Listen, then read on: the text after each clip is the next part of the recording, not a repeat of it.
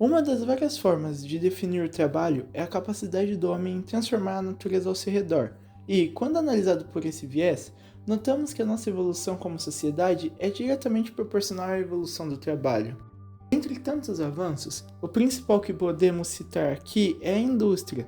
Desde a chegada das primeiras indústrias, quando nem sequer usava-se eletricidade, já era possível notar o gigantesco impacto que a mudança dos meios de produção podia gerar sobre toda a sociedade estabelecida na época e na futura. Porém, um marco especial foi a segunda metade do século XX, quando vimos chegar ao mundo uma palavra muito comum para nós: automação. A ideia, que começou ainda no fim do século XIX, quando Nikola Tesla inventa o primeiro controle remoto, evolui para os atuais CLPs e os robôs autônomos, que, aos poucos, vão tomando conta do chão de fábrica. Como se não fosse suficiente eles tomarem conta de nossos meios de produção, eles começam a invadir nossas casas. Quem diria que a visão de casa inteligente dada pela Microsoft no começo dos anos 2000 viraria realidade? Sistema de segurança por câmeras conectadas, fechaduras smart e controle completo sobre a iluminação e os outros sistemas já fazem parte do dia a dia de muitas pessoas. Porém, com um mercado amplo ainda em expansão, vários fabricantes quiseram embarcar nessa nova onda, adotando seus próprios meios para adquirirem uma parcela da fama. Alexa, good morning. Good morning. E isso impacta negativamente na vida de trabalhadores, que acabam tendo que lidar com uma infinidade de protocolos, que será o tema da pesquisa que vocês verão a seguir.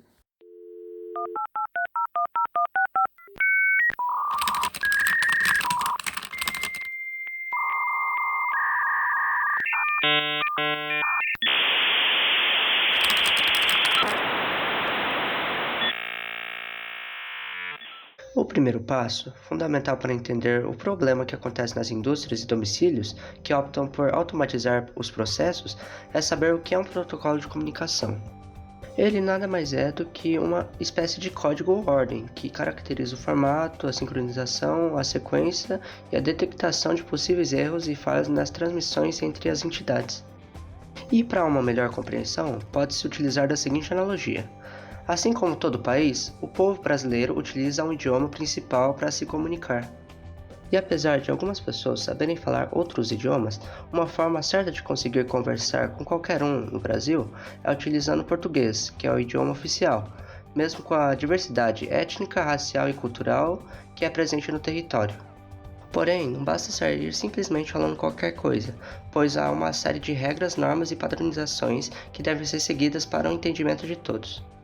O mesmo acontece com os equipamentos industriais.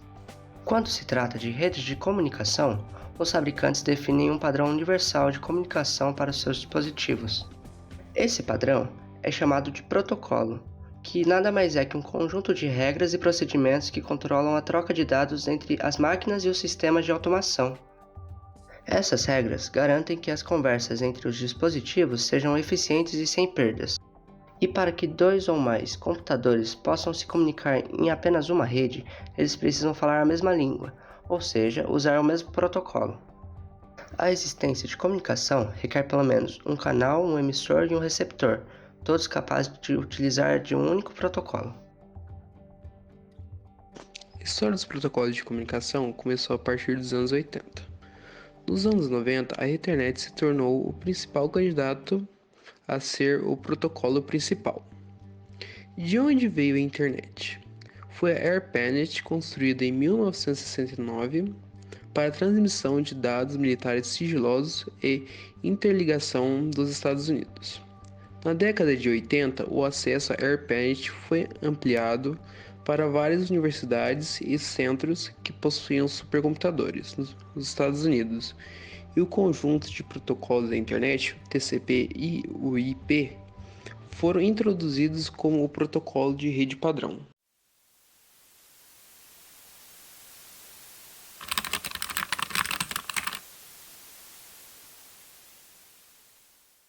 Quando falamos em protocolos, alguns se destacam.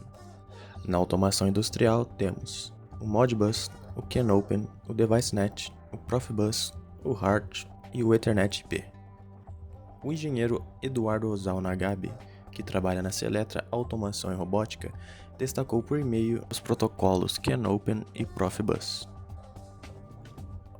O CANopen, por ser muito utilizado em CLPs, por conta de sua robustez e simples parametrização, da alta compatibilidade e ser multimestre, ou seja, não exige um PC host, o que lhe faz ser escolhido para aplicações simples e complexas. Já o Profibus utiliza um barramento serial para transmitir dados entre dispositivos em tempo real. Sendo assim, ele apresenta menor custo de implementação e é adequado para aplicações em nível de campo. Já na automação residencial podemos destacar o Z-Wave, o KNX, o Wi-Fi, o Bluetooth e o Thread. O Z-Wave é um protocolo sem fio que permite a comunicação entre dispositivos como sensores, atuadores e controladores. Ele é conhecido por sua confiabilidade e baixo consumo de energia. O KNX é um protocolo aberto que está no mercado há décadas e é amplamente utilizado na automação de edifícios. Ele opera em várias camadas físicas, incluindo fiação por par trançado, rede elétrica, infravermelho e Ethernet. O Wi-Fi possui alta velocidade e é compatível com muitos dispositivos. O Bluetooth é comum para dispositivos de curto alcance, sendo fácil de configurar e amplamente suportado. O Thread é um protocolo de rede de baixa potência baseado em IP, projetado para dispositivos domésticos inteligentes. Ele oferece segurança robusta e é usado em alguns produtos na automação residencial. Com essa vasta variedade de protocolos, os problemas de comunicação são muito presentes em todos os sistemas autônomos.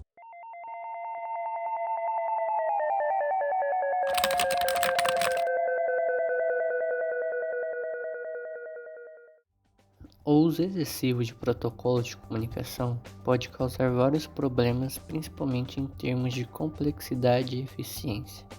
Destacamos alguns dos principais problemas causados por essa diversidade de protocolos. Primeiro, a complexidade de integração. Muitos protocolos diferentes tornam a integração de sistemas mais complexos. Cada protocolo pode ter suas principais especificações, exigências e formas de operação, exigindo esforços adicionais para garantir que diferentes sistemas possam se comunicar de maneira eficaz.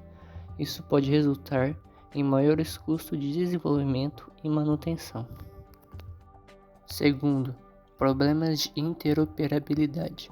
A coexistência de múltiplos protocolos pode levar a problemas de interoperabilidade, onde sistemas diferentes não conseguem se comunicar corretamente.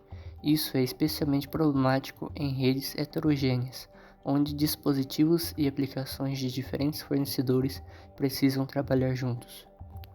Terceiro, aumento da latência e redundância. O uso de vários protocolos pode aumentar a latência na rede devido à necessidade de tradução entre diferentes formatos de dados e camadas adicionais de encapsulamento. Além disso, pode haver redundância na transmissão de dados, com várias camadas de cabeçalhos e trailers que precisam ser processados. Quarto, dificuldade de diagnóstico e resolução de problemas. Com muitos protocolos em uso, a identificação e a resolução de problemas de rede pode se tornar mais difíceis. Técnicos de rede precisam ter conhecimento especializado em uma ampla variedade de protocolos para diagnosticar problemas de comunicação de forma eficaz. Quinto, segurança fragmentada. Cada protocolo pode ter suas principais vulnerabilidades e métodos de segurança, o que pode complicar a implementação de uma estratégia de segurança coesa. Isso pode deixar a rede mais suscetível a ataques se uma das camadas ou protocolos não estiver devidamente protegida. Sexto, dificuldade de padronização. A padronização é crucial para garantir que diferentes sistemas possam se comunicar de maneira eficiente e segura. No entanto, com muitos protocolos em uso, pode ser difícil estabelecer e manter padrões uniformes, levando a inconsistências na comunicação e potencialmente a falhas de compatibilidade. Antes de continuar, é importante destacar que todos os dados foram comprovados através de pesquisas de campo feitas por nós. formulários foram enviados por e-mail para empresas como Amazon e Siemens, que produzem dispositivos de automação, e Bosch e Heineken, que possuem plantas 4.0 avançadíssimas. Além disso, outros formulários foram enviados para alunos da universidade que realizam atividades voltadas à área e para engenheiros graduados. As respostas validaram nossas afirmações, que já eram baseadas em pesquisas confiáveis, e ainda nos ajudaram a avançar nas propostas que serão mostradas a seguir. É possível conferir os formulários na descrição e as respostas em nosso artigo.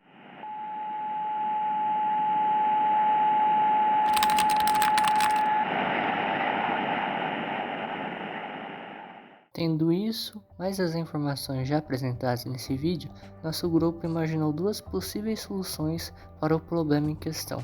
A primeira delas se trata de um dispositivo universal que se ligaria a todos os outros dispositivos do local, com o intento de conectar todos, servindo como um tradutor universal, minimizando a incompatibilidade entre eles.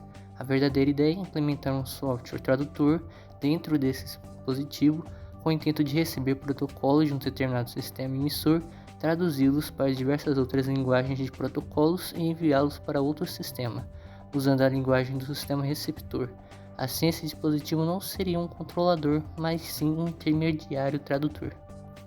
E há várias justificativas para a utilização desse método, como a facilitação da interoperabilidade, a simplificação da integração e a melhoria na diagnóstica de manutenção. No entanto, essa ideia também teria desafios a superar, já que poderia impactar o desempenho da rede, prejudicar a segurança e seria complexo de se desenvolver. Antes de apresentar nossa segunda solução, é importante que fiquemos em par de algumas noções. Primeiramente, precisamos saber o que é a ISO. A International Organization for Standardization, ou ISO, é uma organização internacional independente que desenvolve e publica novas normas técnicas para uma ampla variedade de setores como indústria, comércio e serviços e tecnologia. O processo de criação de uma norma ISO envolve várias etapas que vão desde a identificação da necessidade até finalmente sua publicação. Com isso em mente, nossa segunda proposta seria a implantação de um protocolo universal que também solucionaria problemas de interoperabilidade, embora seja tecnicamente possível fazê-lo. Este, assim como o anterior, enfrentaria desafios à frente devido à sua possível falta de flexibilidade, adaptação e adoção por parte do público. Com toda a pesquisa, o grupo conseguiu pensar em boas soluções, porém, ambas apresentam fortes desvantagens. Assim, não há uma solução simples e universal, porque a tecnologia atual ainda não permite a criação de um sistema 100% funcional, sem problemas ou falhas. O melhor seria a implementação de diversas medidas, para que, juntas, elas criassem uma rede mais bem interligada e mais otimizada. Porém, o custo de novas tecnologias e de mudanças em sistemas já estabelecidos são caros e envolvem treinamento de trabalhadores, tirando-os de suas comodidades. Quando falamos de nossas casas, o tradutor parece uma solução que seria bem aceita, pois, apesar do possível custo, muitas pessoas automatizam sua casa porque são entusiastas de tecnologia ou por hobby, não porque é algo vital, podendo inspirar ou economizar. A universalização dos protocolos já pode ser considerada quase impossível, pois empresas grandes dificilmente renunciarão a seus protocolos. Já na indústria, tudo indica que a Ethernet, graças à IoT, tende a ser o protocolo do futuro. Porém, enquanto o foco das indústrias for unicamente em lucro, negando novas ideias em prol da criação de protocolos proprietários sem interconectividade alguma, que prenderão o cliente à linha de produtos dela, gerando mais rendimento, esses problemas nunca terão fim.